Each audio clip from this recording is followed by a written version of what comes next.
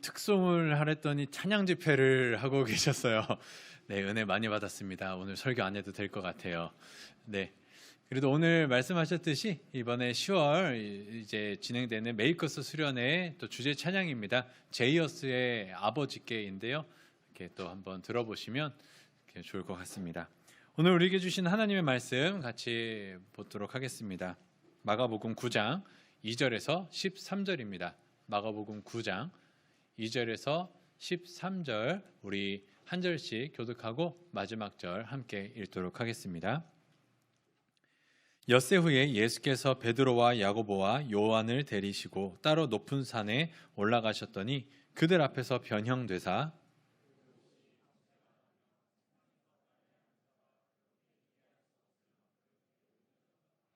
이에 엘리야가 모세와 함께 그들에게 나타나 예수와 더불어 말하거늘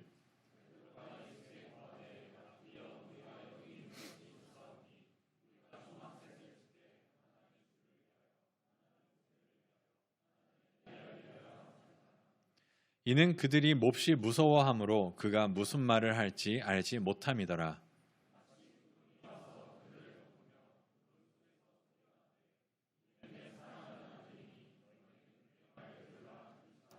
문득 물러 둘러보니 아무도 보이지 아니하고 오직 예수와 자기들 뿐이었더라.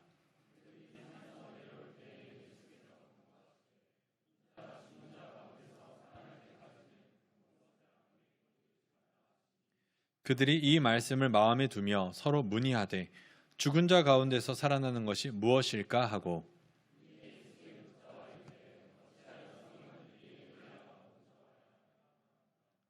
이르시되 엘리야가 과연 먼저 와서 모든 것을 회복하거니와 어찌 인자에 대하여 기록하기를 많은 고난을 받고 멸시를 당하리라 하였느냐. 그러나 내가 너희에게 이르노니 엘리야가 왔으되 기록된 바와 같이 사람들이 함부로 대우하였느니라 하시니라. 아멘. 네, 올라오시는데 다들 수고 많으셨습니다. 지금은 엘리베이터가 고쳐졌나요? 다 올라오셨죠? 네. 마침 제목이 훈련은 실천처럼입니다. 우리 승우 형제 어디 갔죠? 네, 군인 하면은 승우 형제밖에 생각이 안 나서 일단은 네, 여러분 훈련은 전투다 하고 뭐죠? 네, 우리 남성분들 나오죠. 훈련은 전투다, 각계 전투. 훈련을 실전처럼 이렇게 하는데 여러분 훈련을 안 한 군대가 아무리 좋은 장비를 갖고 있는다 한들 전쟁의 그 자리에 나아가면 어떻게 될까요? 어렵겠죠. 아무리 제일 좋은 장비를 줘도 아마 풍비박산이 날 겁니다. 그래서 우리가 이런 이야기가 있죠. 키보드 워리어라고. 여러분들이 인터넷상으로 내가 뭐 어쩐다 저쩐다 막 하는 사람들 있잖아요. 그런 사람들 실제로 만나보면 제대로 할 수 있는 사람 극히 드물죠. 내가 뭐 하네 이거 저러네 하지만 뭐 운동도 그렇고요. 악기를 다루는 사람들도 그렇고요. 뭐 여러 가지 모든 사람들 실제로 내가 평소에 얼만큼 하느냐가 실력을 좌지우지합니다. 아주 극히 드문 비정상적인 천재를 제외하거든요. 그죠? 숙현자매? 네, 피아노 선생님이셔서 평소에 얼만큼 했는지 딱 보인다고 하더라고요. 선생님들은 얘가 이번 주에 연습 얼만큼 해왔는지 안 했는지를 딱 안다고 하시더라고요. 신앙생활도 그러합니다. 신앙생활도 우리가 평소에 어떻게 해왔는지가 실전을 맞닥뜨릴 때에 우리의 모습을 좌지우지하게 된다라는 것이죠. 특별히 주님께서 우리의 인생 가운데에 다가오실 때에 여러분들이 당황하지 않고 잘 대처할 수 있는 사람들 되기를 주님의 이름으로 축복합니다. 네, 저렇다고요. 네. 자, 우리가 오늘 본문을 보기 이전에 베드로가 8장에서 반쪽짜리 복음을 했었던 거 기억하실 거예요. 베드로가 주님을 메시아라고 고백은 했습니다. 그리스도라고 고백은 했습니다. 그러나 그가 어떤 메시아인지는 아직 깨닫지 못하여서 십자가의 죽으심과 부활하심에 대해서는 거부하고 항변했습니다. 자, 그런 가운데 주님께서 분명히 이야기하셨죠. 내가 이제 십자가에 못 박혀 죽고 다시 살아날 것이다. 분명히 이야기하셨는데 그 이후에 9장 1절에 이렇게 시작이 됩니다. 또 그들에게 이르시되 내가 진실로 너희에게 이르노니 여기 서 있는 사람 중에는 죽기 전에 하나님의 나라가 권능으로 임하는 것을 볼 자들도 있느니라. 얼마나 설레나요? 다들 지금 다윗의 나라 메시아의 왕국을 기다리기 때문에 그런 착각도 하고 그런 생각도 하고 있었던 사람들입니다. 그런 사람들에게 야, 너희 중에 누군가는 죽기 전에 꼭 하나님의 나라가 그냥 임하는 것도 아니라 권능으로 임하는 것을 볼 사람이 있어. 얼마나 설렐까요? 그런데 여러분, 제자들 어떻게 죽었는지 알죠? 다 순교당해 죽잖아요. 요한 빼고서는. 그러니까 12명의 제자, 가룟 유다 빼고 마띠아까지 포함해서 하나님의 나라를 본 사람 누구 있을까요? 기억나세요? 이 질문에 대해서 우리가 많이 퀘스천을 갖습니다. 저게 무슨 말일까? 원문으로 볼 때에는 하나님의 나라가 권능으로 임하는 것을 볼 자들도 있느니라지만 원래 의미는 하나님의 나라가 권능으로 임한 것을 볼 자들이 있느니라예요. 하나님의 나라가 권능으로 이미 임한 것을 볼 자가 있다. 이 중에서 무슨 말일까요? 그게 바로 오늘 본문입니다. 변화산에서 예수 그리스도가 변화된 그 모습이 권능으로 임한 하나님의 나라 그 자체였습니다. 그럼 누가 봤을까요? 베드로와 요한과 야고보가 봤죠. 그러니 이들 중에 죽기 전에 하나님의 나라가 권능으로 임한 것을 볼 자가 있느니라. 바로 그게 오늘의 본문의 내용입니다. 자, 2절을 오늘 본문 2절을 보시면 엿새 후에 예수께서 베드로와 야고보와 요한을 데리고 따로 높은 산에 올라가셨더니 라고 합니다. 자, 베드로와 야고보와 요한은 1팀이에요. 1팀 가장 핵심 멤버 삼총사인데 여러분 이거를 볼 때에 우리가 한 가지 성경 안에서 생각나는 구절이 있습니다. 그게 뭐냐면 바로 출애굽기인데요. 출애굽기 24장 9절과 16절을 보시면 모세와 아론과 나답과 아비후와 이스라엘 장로 70인이 올라가서 뭐하러 올라가죠? 이제 십계명을 받으러 올라가는 거예요. 십계명을 받으러 올라가는데 모세가 누구와 누구를 데려가죠? 아론과 나답과 아비후를 데려갑니다. 70명은 약간 좀 이렇게 들러리라고 보면 3명을 데리고 가요. 마치 베드로와 요한과 야고보를 데리고 가셨던 것처럼 말이죠. 그리고 16절을 보면 여호와의 영광이 시내산 위에 머무르고 구름이 몇새 동안 산을 가리죠. 엿새 동안 가리더니 7째 날에 구름 가운데서 모세를 부르십니다. 너희가 하나님의 나라가 권능으로 임한 것을 볼 자들이 있느니라. 엿새 후에 3명을 데리고 올라가셨습니다. 왠지 이 부분이 굉장히 보여지죠. 거기서 모세는 무엇을 했냐면 율법을 받았습니다. 그리고 그 율법의 의미는 그러하죠. 이 주어진 율법을 지키는 자는 살 것이고 이 율법을 지키지 못하는 모든 자들은 죽을 것이다. 이게 십계명의 이유였습니다. 그런데 모세가 이 율법을 받고 내려올 때의 모습을 한번 기억해 보면 모세가 두 판을 손에 들고 내려오는데 그 얼굴에 뭐가 나죠? 빛이 납니다. 빛이 나서 자기는 깨닫지 못합니다. 이게 모세가 영광스럽게 변한 것이 아니라 영광스러운 하나님의 면전 앞에 있는 자가 그 빛을 발해서 그게 남아 있었던 거예요. 그러다 보니 나중에 수건을 가리고 사라질 때까지 기다리죠. 하나님의 영광이 이러한 것이었습니다. 하지만 오늘 본문 속에 보이는 예수 그리스도의 광채는 모세가 하나님의 것을 받아서 빛을 내는 거가 아니라 그 자체가 영광이었다라는 것을 우리는 기억해야 합니다. 2절 3절을 보면 그들 앞에서 변형되사 그 옷이 광채가 나며 세상에서 빨래하는 자가 그렇게 희게할 수 없을 만큼 희어졌더라. 옷만 변화되는 것 같은데? 라고 생각하실 수 있을 것 같아요. 병행 본문을 같이 그래서 봐야 됩니다. 마태복음, 마가, 누가는. 누가복음 9장에서는 이 본문을 기도하실 때의 용모가 변화되고 무언가 변했어요. 무언가 변했고 옷이 휘어져서 광채가 나더라. 근데 마태복음을 보시면 그들 앞에서 변형돼서 그 얼굴이 해같이 빛나며 옷이 빛과 같이 휘어졌더라. 옷만 휘어진 게 아닙니다. 얼굴이 희게 밝게 변했어요. 변화가 됐습니다. 말씀드렸듯이 모세가 하나님을 보고 영광을 받은 것이 아니라 예수님 그 자체가 빛을 내시는 하나님의 나라, 하나님 그 자체로서 우리에게 보여주시는 것이죠. 아까 말씀드렸듯이 이 변화산 사건 속에서 우리는 모세가 보입니다. 모세가 보이는데 정반대로 우리가 생각해야 되는 것은 예수님 속에서 모세가 보이는 게 아니라 모세가 예수 그리스도의 예표였다라는 것이죠. 모세가 하나님께 나아가 생명을 얻고 죽음을 당할 수 있는 십계명을 가져왔듯이 이제는 그리스도가 그 역할을 감당하는 본질적인 대상이 되시는 것이죠. 이스라엘을 애굽에서 구원한 자, 그리고 하나님의 말씀을 수여한 자, 그들을 약속의 땅 가나안으로 이끄는 구원자, 인도자, 그게 예수님의 예표였다라는 것입니다. 자, 그 가운데 모세만 나타나지 않습니다. 누구가 나오죠? 엘리야와 모세가 같이 나타나요. 여기서 모세와 엘리야가 예수님 곁에 나타나서 이야기합니다. 착각하지 말아야 될 것은 3명 다 변화된 게 아니에요. 예수님만 변화됐고요. 예수님만 밝히 드러나는 광채 속에 계셨습니다. 그 옆에 어떻게 알아봤는지 모르겠지만 엘리야와 모세임을 분명히 알 수 있는 두 사람이 나타났는데, 우리 본문 속에서는 이 두 사람이 나타나서 뭐 했는지 잘 모르겠잖아요. 역시 성경을 봐야죠. 누가복음 9장 31절에서는 이렇게 이야기합니다.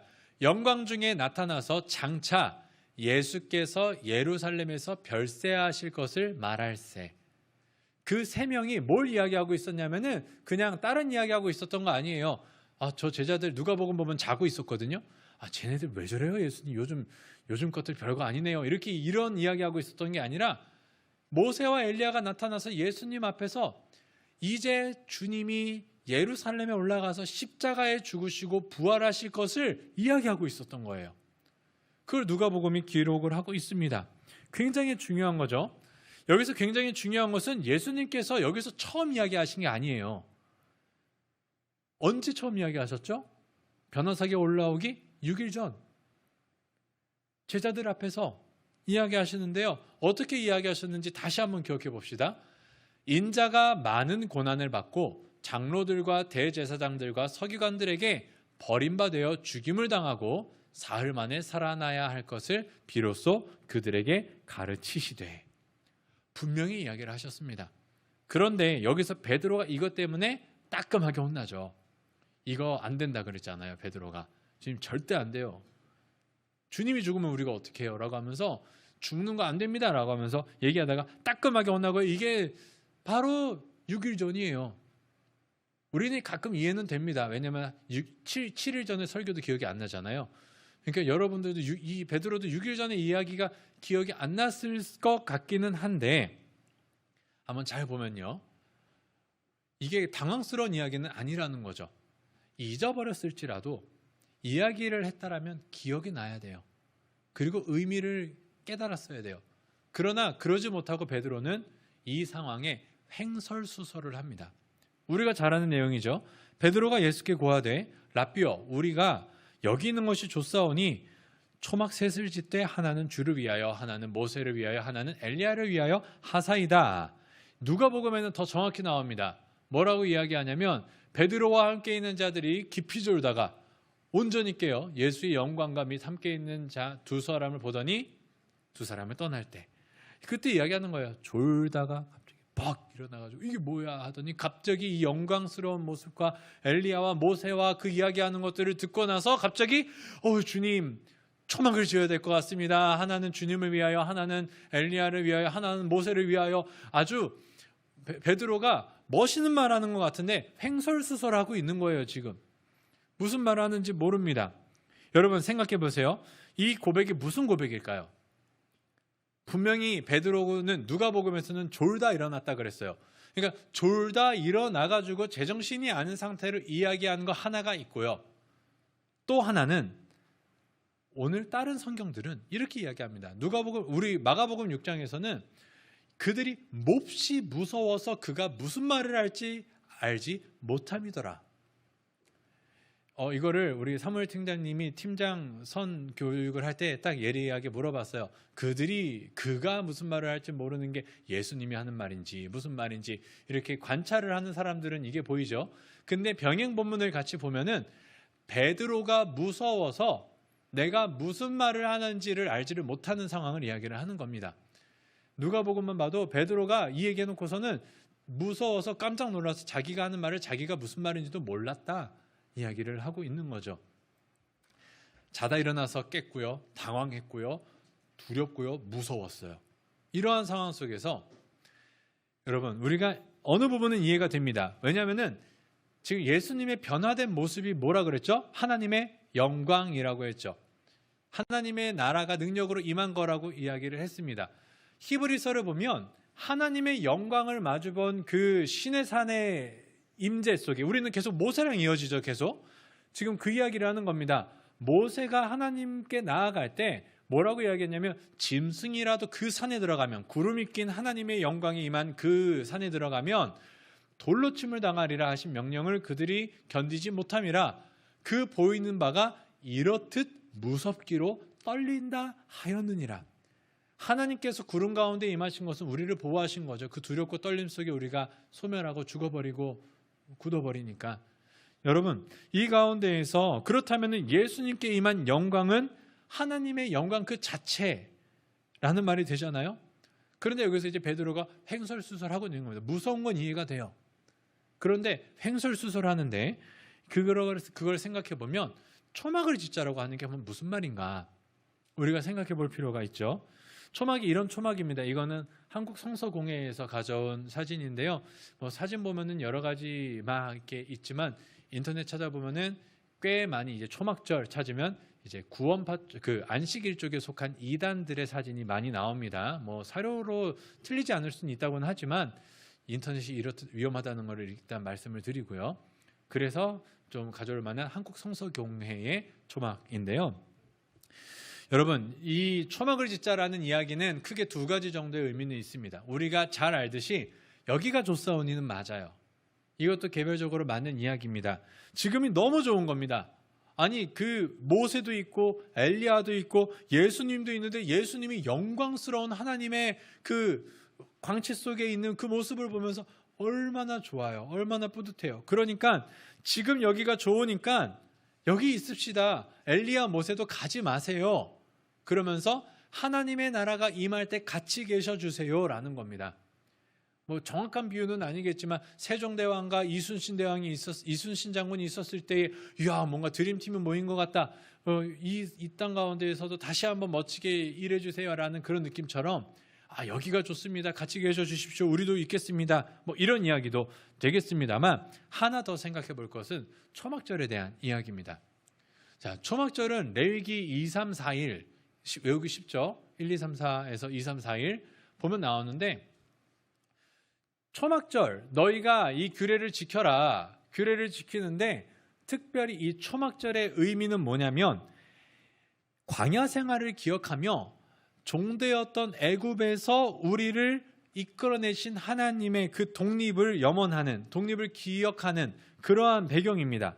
그래서 애굽에서 나왔었던 그 하나님의 이끄심을 기억하며 초막을, 광야 생활을 기억하며 초막을 지었던 것처럼, 독립을 염원하는 그 유대 사회, 로마로부터 새로운 하나님의 나라가 임했으면 하는 그 군사적인 메시아를 바랬었던 그 가운데에 베드로가 초막을 세우는 것은 이 초막절의 배경 속에서 우리를 이제 이끌어내실 하나님, 애굽에서 큰 능력으로 홍해를 가르시고 10가지 재앙을 베푸심으로 우리를 이 광야로 이끄신 하나님을 기억하듯이, 이제 우리가 이미 하나님이 우리를 독립시켜 주실 것을 믿습니다라는 어떤 그런 좀 고백이에요. 그런 고백 속에서 이제 다시 한번 베드로나 야고보와 요한, 특별히 베드로가 초막 지읍시다라고 하는 게 이제 시작입니까? 하나님의 나라가 여기서부터 시작입니까? 라고 하는 또 반쪽짜리예요. 하나님 나라가 임한 것을 보긴 봤지만 베드로가 이야기한 것처럼 이제 이곳이 거점이 되어서 정말로 다윗의 나라가 이 땅 가운데 현실적으로 임한다, 이건 아니었다고 말씀드렸지만 베드로는 아직도 그렇게 보고 있는 거죠. 베드로는 바로 여스 전에 뭘 혼났는지를 기억했었어야 되는데요, 그거를 아직도 똑같이 실수를 반복하고 있습니다. 주는 메시아입니다라고 유일하게 고백했지만 십자가의 죽으심과 부활하심에 대한 이야기를 들었을 때에는 예수님의 멱살을 잡고 귀신을 쫓는 그 단어를 써가면서 정신 차리세요 예수님, 지금 제정신입니까? 죽는다니요 라고 이야기했었던 그 상황, 그때 예수님이 분명히 꾸짖으셨잖아요. 사탄아 내 뒤로 물러가라. 분명히 꾸짖으셨는데도 똑같이 반복합니다. 여러분, 왜 베드로가 계속 이 실수를 반복할까요? 똑같죠. 예수님이 죽으면 안 되는 거예요. 메시아가 죽으면 안 되는 겁니다. 그리스도가 죽으면 안 되는 거예요. 우리야 주는 그리스도시오, 우리 주가 그리스도시오 메시아시오, 그게 어떤 메시아인지를 아니까 지금 통념적으로 이야기를 하고 있는 거지만, 그때 얘기했듯이 그 당시에 메시아는 구원하는 자입니다.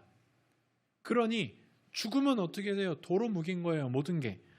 그게 아직도 베드로의 마음속에는 있었던 겁니다. 예수님께서 십자가의 길을 가시기 위해서는 어떻게 해야 됐죠?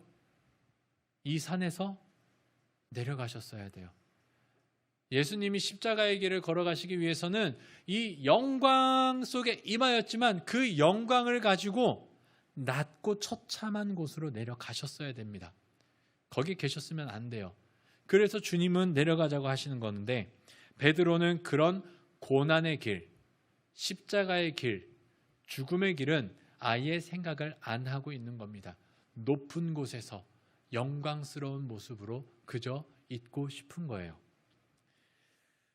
거기에 이스라엘의 영웅인 모세와 엘리야가 함께 있으니 이제는 다윗의 왕국이 시작되겠구나라는 그 소망이 아직도 있었던 거죠.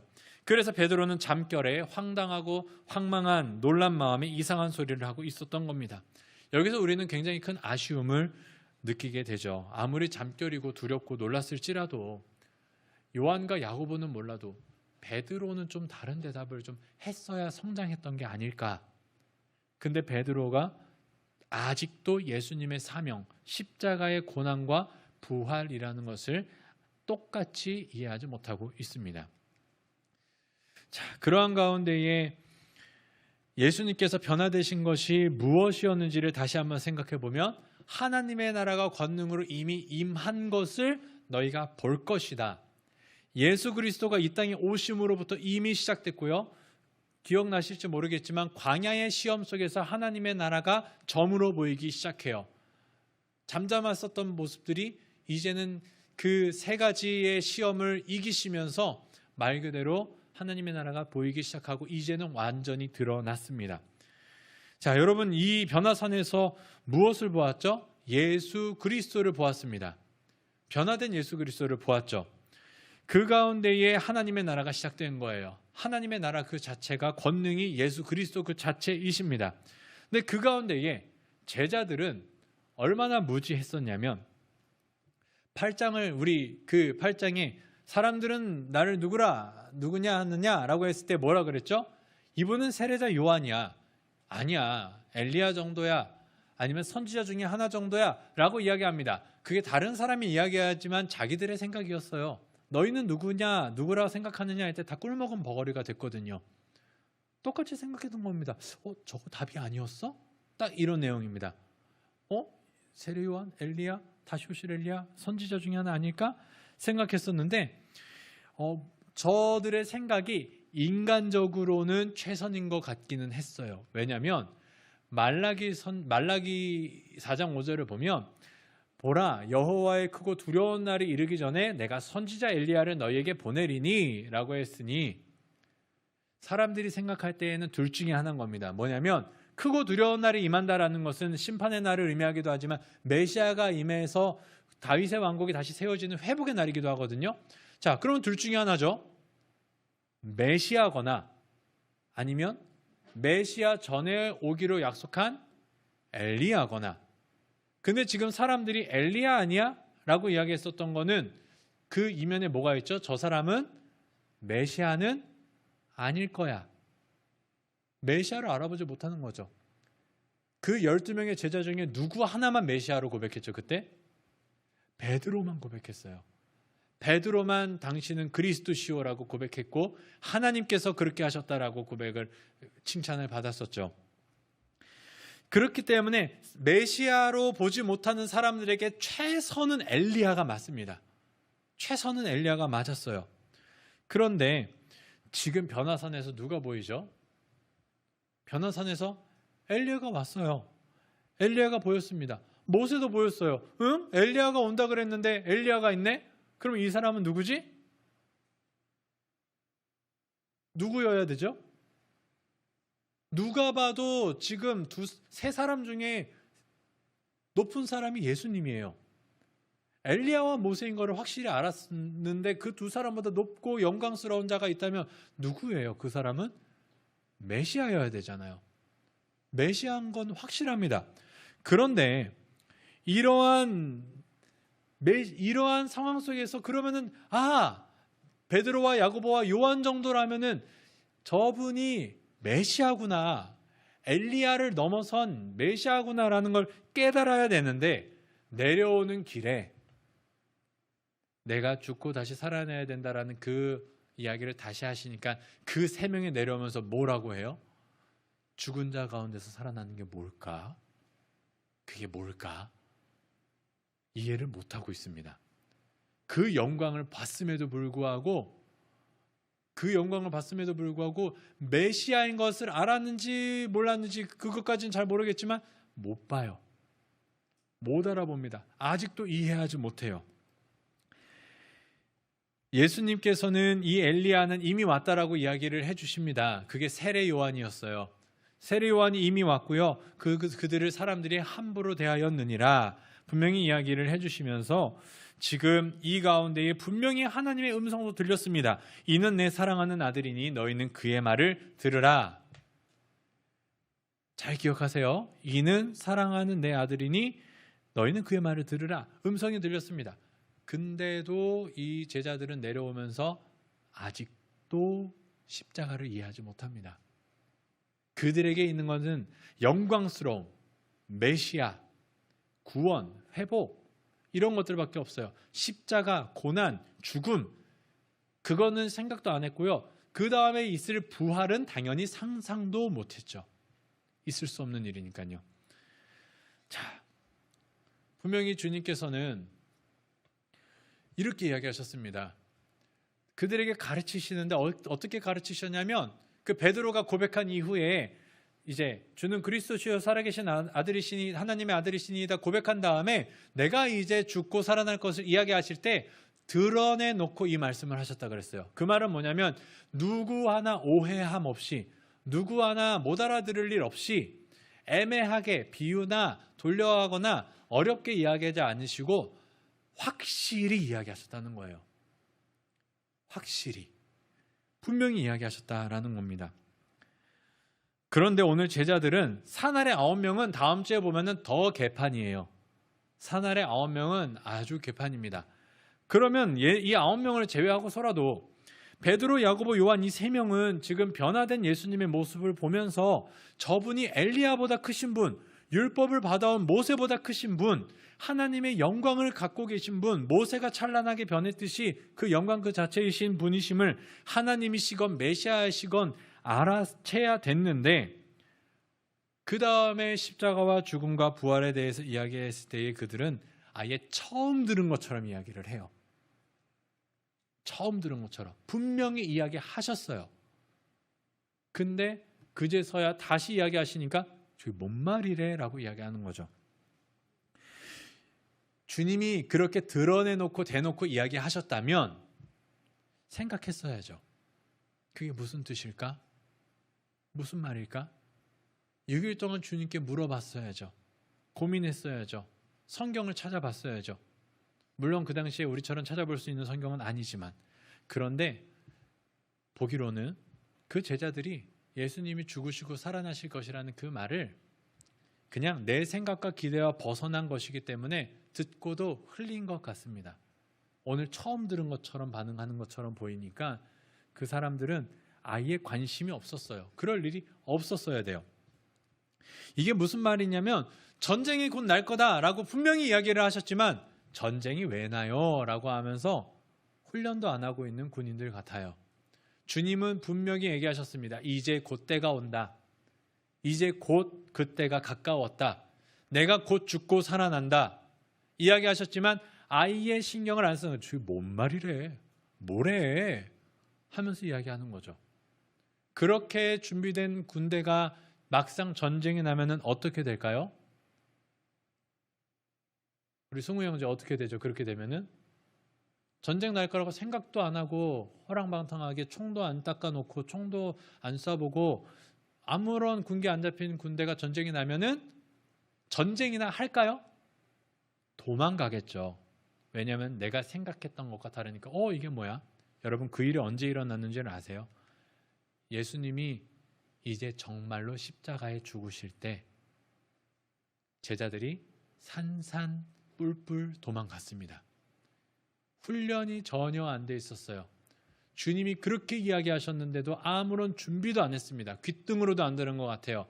아예 생각조차를 안 하고요. 거부를 합니다. 십자가에 대한 이야기를 아예 그냥 논외 밖으로 생각하고 있어요. 참 안타깝죠. 저 모습들이 제자들의 모습입니다. 물론 주님께서는 그 가운데 은혜로 다시 그 산산조각나고 뿔뿔 흩어진 제자들을 모아주시긴 하지만요. 제자들의 한계가 적어였어요. 사랑하는 메이커스 여러분, 여러분이 기대하는 예수님은 누구신가요? 여러분들이 믿고 따르는 예수님은 누구신가요? 우리는 몇 주 동안 계속해서 묻고 있습니다. 우리 인생 속에 왕 되신 주, 우리의 주 되신 주, 우리 예수 그리스도를 따라가면 무슨 일이 있을 것 같나요? 그분이 하나님의 아들이니, 또 죽음에서 우리를 구원해 내셨으니, 우리가 성경 속에서 보았듯이 불가능한 일이 없으신 분이시고 사랑이 많은 분이시니 내 삶에 이제 앞으로 있을 일은 말 그대로 탄탄대로 주님이 내 모든 부정적인 것들을 사라지게 하시고 내 모든 행복을 책임지실 거다, 이런 생각 혹시 하고 있지 않으신가요? 우리가 주님을 만났을 때에는 하나님으로 만납니다. 메시아로 만나요. 우리를 구원하신 분으로 만납니다. 마치 변화산에서 변화되신 주님을 보았듯이 부정할 수 없어요. 진짜로 주님을 만난 사람들은 그럴 거예요. 주님은 그리스도시요 살아계신 하나님의 아들이십니다. 고백하게 됩니다. 그런데 문제는 그 다음입니다. 그 고백한 다음에 그래서 우리의 삶에 무엇을 원하고 계시나요? 여기가 좋습니다, 주님. 여기가 좋습니다. 초막을 짓고 여기 있읍시다. 나에게 주었던 그 꿈 같은 이야기들을 이제 이루어 주옵소서라고 하면서 자리 꾹 눌러 앉고 있을 때 주님이 뭐라고 하시죠? 엘리야와 모세는 난데없이 사라지고 이제 내려가자. 어디로요? 십자가 지러. 이제 내려가자. 어디로요? 고난 속으로, 죽음 속으로. 여러분, 예수님께서 그러한 여러분에게 이야기를 하십니다. 내가 가는 그 십자가의 길, 너희도 자기 십자가를 지고 따라와라. 산 아래에 우리가 십자가를 지고 예수님을 따라가야 되는 그곳이 여러분의 삶의 자리입니다. 여기서 기도하고 수련회 때 같이 막 눈물을 흘리고 기도하면은 벅차요. 주님을 만나고 주님을 인격적으로 경험하면은 막 그런 벅참이 있습니다. 그런데 딱 눈 떠서 내 삶의 자리로 돌아가면요, 주님이 안 계신 것 같아요. 도리어 칼과 몽둥이를 든 군인들이 기다리고 있고요. 그 칼과 몽둥이를 든 군인들이 나를 그렇게 후드려 패는데 주님이 가만히 있어요. 내가 베드로처럼 칼을 들어서라도 저항해볼까 하지만 주님이 가만히 있으래요. 그러면서 우리한테 이야기하십니다. 십자가의 길, 순교자의 삶, 그 길을 걸어가야 된다. 여러분, 우리가 생각하는 영광과 승리가 과연 우리 인생 속에 다 보장되어 있을까요? 성경 속에 있는 모든 인물들을 찾아보세요. 몇 명이나 그랬나요? 대부분은 다 하나님의 뜻대로 살아갔지만 그 고난의 길을 걸어갔습니다. 사람들이 알아주지 않는 길을 갔어요. 외로운 길을 걸어갔어요. 소외된 길을 걸어갔습니다. 그 좁은 길을 걸어갔습니다. 여러분, 이게 뭐냐고 물을 수 있겠지만 우리는 그 이후에 있는 부활을 믿기 때문에 그 길을 가는 거예요. 여러분, 부활을 믿으십니까? 그 부활을 믿지 않는다면 우리의 인생은 미련한 길입니다. 그게 이 땅 가운데에서 오늘 담임 목사님 설교처럼 flying, falling, catching, 언젠간 누군가는 날아 올라가는 사람들도 있지만 그러지 않고 죽은 사람도 있어요. 하지만 우리에게는 세상이 이해하지 못하는 부활이라는 게 있습니다. 우리가 그것을 믿기에 이 땅 가운데에서 미련해 보이지만 살아가는 거예요. 제가 신방한 어떤 한 청년 중에 한 분이 그리스도를 믿기 때문에 계속해서 면접에 떨어진다라는 고민을 하신 분이 있어요. 참 마음이 아팠고 더 잘 됐으면 좋겠다라는 격려를 해줬지만 그 믿음의 고백이 하나님께서 부활이라는 능력으로, 소망으로 그 인생 가운데 있기를 정말로 기도하고 있습니다. 여러분은 어떠세요? 성경이 분명히 각각의 십자가를 지고 여러분의 인생 속에서 예수를 따르라고 합니다. 이 땅을 살아가는 가운데에. 그런데 우리는 항상 내가 그 길을 따라가겠습니다 라고 이야기를 하지만, 주님께서 십자가로 가자, 고난으로 가자 라고 했을 때 우리가 감사합니다, 평안하게 웃으면서 그 길 따라가는 사람이 몇이나 있습니까? 베드로와 같이 횡설수설하지 않으려면요, 주님의 말씀을 계속해서 되새겨야 됩니다. 훈련을 실전처럼 해야 됩니다. 주님은 분명히 이야기하셨습니다. 너희가 세상에서는 환난을 당하나 담대하라, 내가 세상을 이기었노라. 여러분을 괴롭히는 자들은 이미 세상은 주님께서 이겼습니다. 이미 이기신 존재예요. 그러면 그 길을 걸어가게 하시는 이유가 있겠죠. 왜 사랑하는 하나님의 자녀들을 이미 이긴 세상 속에서 짓밟히게 놔두시겠어요? 이유가 있겠죠. 부활의 소망으로, 하나님께 영광으로. 우리는 다 알지 못하지만 우리는 그 하나님을 믿고 나아가야 됩니다. 여러분, 평소에는 예수님을 어떻게 묵상하고 계십니까? 여러분이 행복할 때는요? 여러분이 힘들 때는요? 아니면 평범할 때는요? 주님께서 여러분에게 말씀하신 이야기들, 약속들을 어떻게 묵상하고 계시는지를 돌아보시면서 예수를 깊이 생각하면 좋겠습니다. 우리 히브리서에 있는 말씀 한 번만 같이 읽고 마치도록 하겠습니다. 하늘의 부르심을 받은 거룩한 형제들아, 우리가 믿는 도리의 사도이시며 대제사장이신 예수를 깊이 생각하라. 그는 모세보다 더욱 영광을 받을 만한 것이 마치 집 지은 자가 그 집보다 더욱 존귀함 같으니라. 성령이 이르신 바와 같이 오늘 너희가 그의 음성을 듣거든 광야에서 시험하던 날에 거역하던 것 같이 너희 마음을 완고하게 하지 말라. 아멘. 여러분의 삶의 자리에 그래 잘하고 있다, 그 삶의 자리에서 나의 십자가, 너의 십자가 지고 걸어가자 라고 했을 때 완고하게 싫어요 라고 하기보다는 힘을 주세요, 용기를 주세요, 이겨낼 능력을 주세요. 그게 아니라면 부활의 소망을 내게 굳건히 주세요 라고 기도하는 여러분 되시기를 바랍니다. 우리 같이 찬양하겠습니다. 주님을 보게 하소서.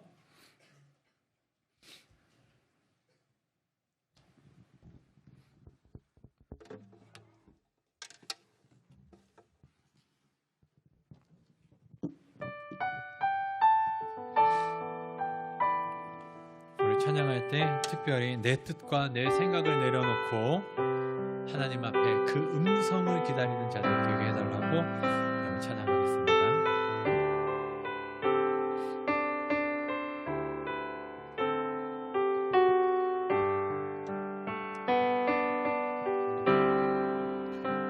나의 주님께 찬양 드리며 그 크신 사랑 주임대 감사해. 어둠 속에 찾아오셔서 주님의 영광 보게 하시네. 의심하는 나를 손 내밀어 잡아주시네. 두려운 맘 내려놓고 주 바라봅니다.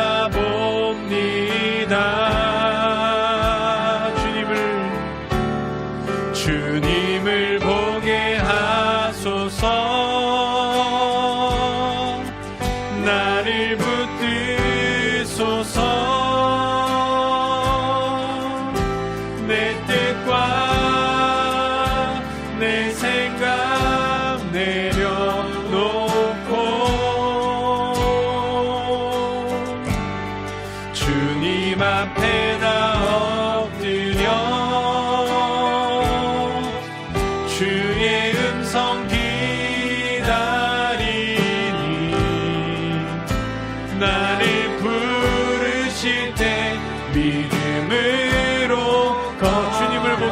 붙드소서. 나를 붙드소서. 주님을 보게 하소서. 나를 붙드소서. 내 뜻과 내 생각 내려놓고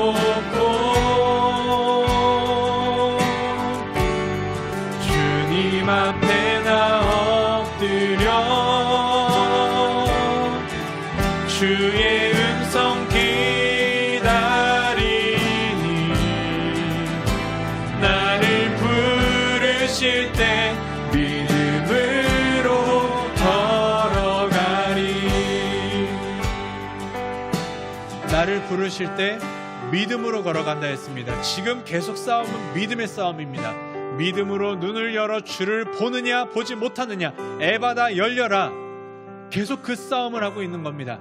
여러분 기도하실 때에 삶의 자리에 문제를 놓고 기도하는 것도 좋지만 그게 여러분의 져야 할 십자가라면, 그 가족이, 나의 육신의 연약함이, 나의 어려운 삶이 나에게 주신 십자가라면 하나님 내 눈을 열어 주를 온전히 보게 하시고 주께서 말씀하실 때에 내가 듣고 그 십자가를 지고 담대히 그 길을 걸어가게 하옵소서. 그렇게 기도해야 됩니다. 우리 이 시간 기도할 때에 하나님 내 삶의 자리에 주님을 믿음으로 보게 하여 주옵소서. 나에게 허락하신 그 십자가의 길을 나도 아멘으로 걸어가게 하여 주옵소서. 우리 같이 말씀 기억하며 한번 기도하고 마무리하겠습니다. 같이 기도하겠습니다. 살아계신 하나님 아버지, 여기가 좋사오니 그 영광 속에 계신 메시아, 내가 원했던 그 모습, 그곳에 나는 거하고 싶지만 주님께서는 왜 그 길을 내려가라 하십니까? 왜 이 영광을 놓으라 하십니까? 왜 그 십자가와 죽음으로 걸어가라 하십니까? 이해가 되지 않습니다. 내 삶의 자리는, 나의 가정은, 나의 육신은 이미 세상에서 틀렸습니다. 하나님, 죽으면 틀릴 것 아닙니까? 그렇게 잡혀가면 끝 아닙니까? 그런데 무슨 하나님의 나라입니까? 라고 고백할 때에 주여 에바다 열려라. 우리의 영적인 눈이 열려서 그게 끝이 아니라 그 십자가의 길 가운데에 내가 죽고 부활의 능력으로 살아나서 나의 삶의 자리에 하나님의 영광이, 하나님의 나라가 임하는 것을 보게 하여 주옵소서. 이해할 수 없는 나의 연약함, 이해할 수 없는 나의 가족들, 내 주변의 사람들, 이해할 수 없는 내 삶의 어려움들, 주여 내가 주를 메시아로 고백하였사오니 내가 이제 걸어가는 그 길에, 십자가를 지고 걸어가는 그 길에 사람들이 외면하고 내가 죽을지라도 하나님의 나라가 임할 줄을 믿습니다. 왜냐하면 이미 예수 안에서 하나님의 나라가 권능으로 이미 임한 것을 보았기 때문입니다. 나로 인하여 좌지우지 되는 것이 아니라 이미 임한 하나님의 나라가 나의 이 십자가에 걸어가는 길 가운데에 세워질 줄을 믿사오니 믿음을 주옵소서, 용기를 주옵소서, 평안을 주옵소서.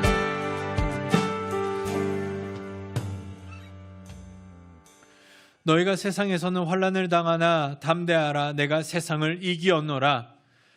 주님께서 십자가의 길을 걸어가실 때에 이미 임한 하나님의 나라를 본 자들이 있습니다.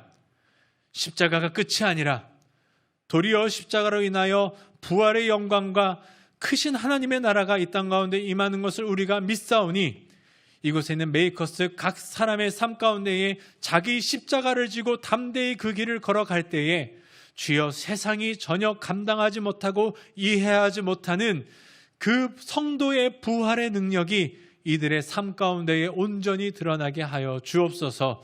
믿음 없음을 불쌍히 여기시고 우리의 눈을 열어주시고 우리의 귀를 열어 주옵소서. 예수님의 이름으로 기도하옵나이다. 아멘. 하늘에 계신 우리 아버지여, 이름이 거룩히 여김을 받으시오며 나라의 임하옵시며 뜻이 하늘에서 이룬 것 같이 땅에서도 이루어지이다. 오늘날 우리에게 일용할 양식을 주옵시고 우리가 우리에게 죄진 자를 사하여 준 것 같이 우리 죄를 사하여 주옵시고 우리를 시험에 들게 하지 마옵시고 다만 악에서 구하옵소서. 대개 나라와 권세와 영광이 아버지께 영원히 있사옵나이다. 아멘.